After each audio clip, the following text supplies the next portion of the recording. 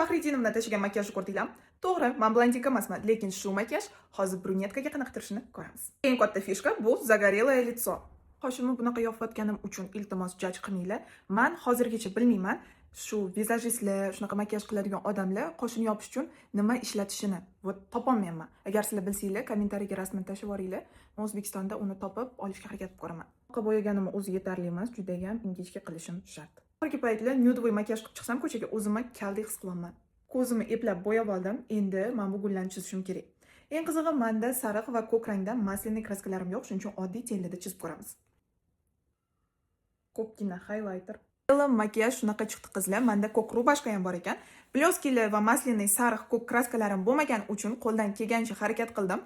Menga makiyaj reference juda ham yoqdi. Menda turishi ham o'zimga yoqdi. Endi bunga Faxriddinovna 1 dan 10 gacha baho berib ketadilar. Xo'sh qizlar, keyingi makiyaj qaysi bo'lsin? Kommentariyada rasmini tashinglar. Eng ko'p like yiqqan makiyajni men qo'ldan kelgancha повторить qilib ko'rishga harakat qilaman.